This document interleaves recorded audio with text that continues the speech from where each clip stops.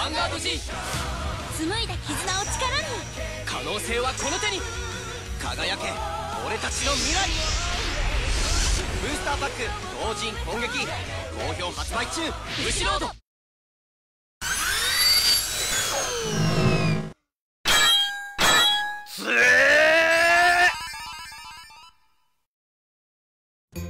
前回ぶりだぜ JC 上坂です。今回もですね、前回に引き続きまして東人攻撃に収録されているライバルたちの切り札を紹介します。じゃあ早速シャドウパラディンから行ってみましょう。はい、それではシャドウパラディンの紹介です。盤面はこういう状態からスタートして、今回手札ちょっと公開しちゃいますね。この2枚からスタートします。まずはストライド用のグレード3なり、あとはコストが軽くなるやつを1枚と、あとこちらも新カードですね、ダークブライトドラゴン、こちらからスタートしていきたいと思います。じゃあまずストライドからいきましょう。グレード3で超越東人攻撃の新しい切り札、波動黒竜オーラガイザーダムド、こちらにストライドします。そしてストライドした時、下のクラレットソードドラゴンのスキル発動、カウンターブラスト1で山札からグレード1以下のカードを1枚リアにコールします。今回コールするのはこちら、前回の段で出たんですけど波動流星ですね、出たんですけどダビドをコールします。今回ちょっとシャッフル割愛しますね。でこちら出たユニットはプラス2000の状態で出てきます。これあんまり今回は意味ないんですけども、そして満を持してこのダークブライトドラゴンをコールします。そしてダムドのスキル発動、カウンターブラスト1、そして G ゾーンからですね、こちらオーラガイザードラゴンを1枚表にします。するとまずリアガードを3体退却させるんですけども、まず1枚、そしてこのダビドくんなんとですね1体で2体分になるので、こちら1、2、3、これで3体退却させることができます。おお、1体で2体分強えな。そしてダムドのスキル、山札の上から2枚めくってグレード1以下のカードが出るとその分だけ相手のリアガードを退却させることができます。今回グレード1と1なんで2体退却させることができます。でここでもし2とか3が出たとしても退却させる数は少しね減ってしまうんですけども、こちらめくったカードなんとですね手札に入ることができます。今回グレード1のユニットが手札に入ります。そしてコストで送ったこのダークブライトドラゴンのスキルがここで発動していきます。山札からダーククォーツドラゴンを1体コールすることができるんですね。こちらダーククォーツと1体コールします。そしてカウンターチャージまでついてるんで1粒で2度おいしいカウンターブラストも回復します。シャキン。そしてこのコールしたダーククォーツドラゴン、こちらも新カードなんですけども、ヴァンガードにクラレットソードドラゴンと名の付いたユニットがいるとですね、このユニット3000パワーアップするんですね。つまり山札から1万ユニットが出てきたといった感じになるんですよ。そしてさっき手札に加えたこちらの2枚もコールしていくんですけども、手札に加えたカードによってこのダーククォーツドラゴンをどこにコールするのか決めることもできるので、というかあらかじめ自分で決めれるので、今回グレード1のユニットだったのでブースト要因として使いたいと思いますので、こいつを前列に移動させてリアにコールするだけでなんとラインが作れていくといった感じになります。そしてアタックに入っていくんですけども、その前になんとですねこのオーラガイザーダムド、今クリティカルが2になってるんです。この2になる能力はオーラガイザードラゴンが3枚表になっているとクリティカルが1プラスされます。で3枚表にする方法なんですけども、まずこのダムドになる前のターンでこのオーラガイザードラゴンにストライドします。そしてこのオーラガイザードラゴンのスキルで裏の G ゾーンの同じユニットが表になります。でそのままターンを終了するとこちらストライドしたカードは表で G ゾーンに行くので、これでもう2枚になってるんですね。なので2枚になった状態でダムドのスキルを使うと3枚目っていうことになるので、つまりオーラガイザードラゴンになってから次のターン以降でオーラガイザーダムドになればこの動きができるといった感じになります。じゃあ早速アタックしていきましょうか。ブーストつけてオーラガイザーダムドのアタック、弱さは罪だ、トリプルドライブ、ファーストセカンド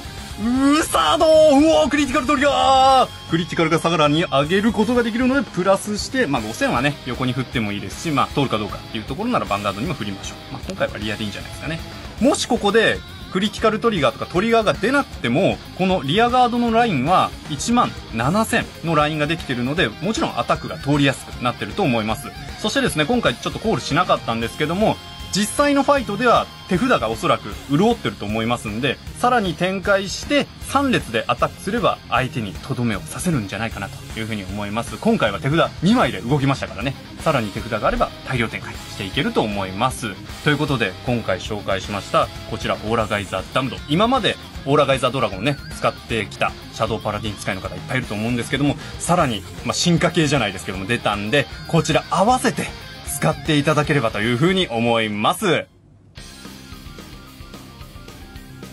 はい、では続いてエンジェルフェザーの紹介です。盤面はまたこんな感じからスタートしますね。ストライドするところからいきます。ストライドグレード3を取ります。そして G ゾーンから出すのは当人攻撃の新しいカード、ホーリーセラフラファエル、こちらにストライドします。さてこのラファエルなんですけども、 G ゾーンから同じカードを表にすると、なんとダメージゾーンから1枚回復することができます。例えばこれセンチネルね、回復します。でさらにこっから繋がっていくのは、この後のターンエンドした後、さらに自分のターンになった時に、例えばセンチネルを回復すると、自分から完全ガードを使った時にカウンターチャージ能力が1ターン目からというかすぐ発動することができる。そして回復するカードを例えばこちらトリガー類にすると、これレギオンユニットなんでドロップゾーンが4枚以上溜まりやすくなって、戻すカードにトリガーを増やすことができる。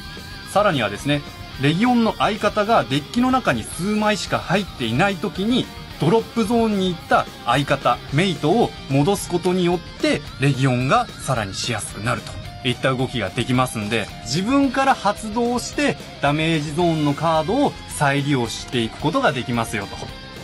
このホーリーセラフラファエル、ぜひ皆さん使ってみてください。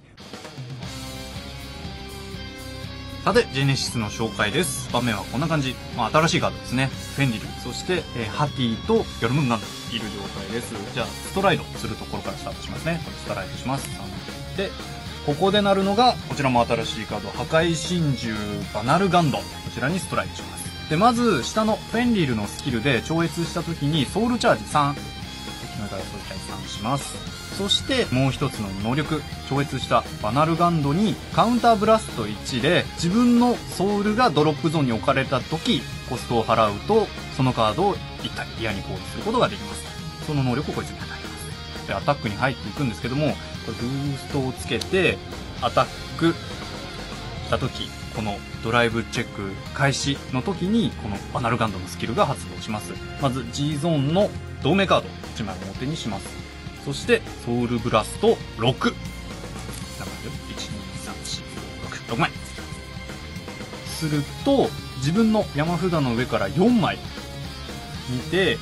そこから好きなカードをデッキの上に好きな順で戻しておくて、で残りのカードをデッキの一番下に置きます。今回こういう手札見たらこの位置だとトリガーを戻して残りのいらないカードは下といった状態ができます。でソウルブラストしたじゃないですか。でそのさっきのソウルの中にこれちょっと懐かしいカード皆さん覚えてますか？これメリッサとカモミールなんですけど、これソウルからドロップゾーンに置かれるとコールができますと。カウンターブラスト1ずつ払うとコールができて、さらにさっきフェンリルで与えてたスキルでソウルからドロップゾーンに置かれたカードの中から1枚コールすることができるので、カウンターブラスト1払いつつこのフェンリルのスキルですね、スコールを出しますと。で僕まだドライブチェック前です。さらにですね、このヨルムンガンドとハティはソウルからドロップゾーンに置かれたその数だけプラス1000されるので、今ソウルブラスト 6枚ドロップゾーンに送ったんで、この子たちはなんと6000ずつパワーが上がります。さあトリプルドライブの時間です。いきますよ。1クリティカルトリガー。クリティカルはアタックがヒットしてるのはここでリアに上げてもいいんじゃないですかね。じゃあセカンドチェック、ヒールトリガー、これもう未来は見えてましたからね、ここにつけましょうか。じゃあここから未来ですよ。サードチェック、おークリティカルトリガーうひょー。じゃあこれはこっちに乗せようかな。でクリティカルも真ん中でいいんじゃないかな。これもしかしたら3点当たるかもしれないですね。もう真ん中でいいでしょう。めくることもできます。でまだリアガードのアタックがこれだけパワーアップした16000、21000、これラインがちゃんと作れてるんですね。このアタックもできますんで、今までのジェネシスの動きに加えてパワーがさらに加わった、未来を見る力も加わった、これで負けることはないんじゃないかなっていうぐらい強いカードが出ました。ぜひ皆さんも使ってみてください。はい、ではメガコロニーを紹介します。シンプルなねスキルなんですけども、自分がこのメガコロニーを相手にしてると思ってぜひ最後まで話を聞いてみてください。じゃあ盤面はこんな感じからスタートします。じゃあ自分がストライドするところスタートですね。ストライドします。で今回になるのが同人攻撃の新しいカード、暴走怪人スタンビートル、こちらにストライドします。でも早速アタックしに行っちゃいます。ブーストをつけてアタック、これで26000の8000ブーストなんで34000でトリプルドライブで増えていくんですけど、バンクリティカル乗った当然ついたこれですけど、でアタックがヒットした時にカウンターブラスト2と G ゾーンの同盟カード1枚表にするとですね、なんと相手のヴァンガードのスタンドを封じます。さらに相手は次のライドフェーズの時にノーマルライドできなくなります。でこれで僕はターンを終了して元に戻ります。そしてあなたのターン、相手のターンになった時にスタンドができない、そしてヴァンガードがもちろんスタンドできないので攻撃ができない。攻撃ができない、ヴァンガードが攻撃できないということはドライブチェックができなくなります。つまりドライブチェックができなくなるってことは手札が増えないんですよ。しかも手札が増えない、ドライブチェックができないということはトリガーも乗らないから、そしたら僕はこいつを守るために使うガード値がリアガードだけで済むんですよ。来る攻撃だけで済んじゃうので、手札で使うカードが少なくて済むで、リアガードで殴られてね、じゃあねガードしたりとかアタックがヒットしたりあったとして、じゃあ次の僕のターンに入りますよ。スタンド&ドローで、僕は増えた手札で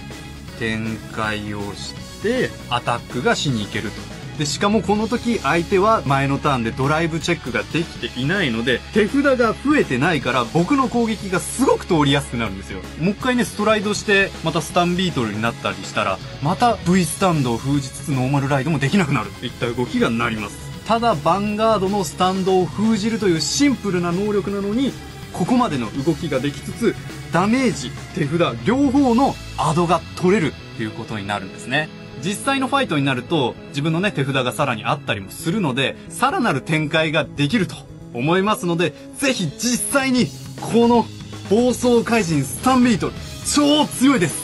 使ってみてください。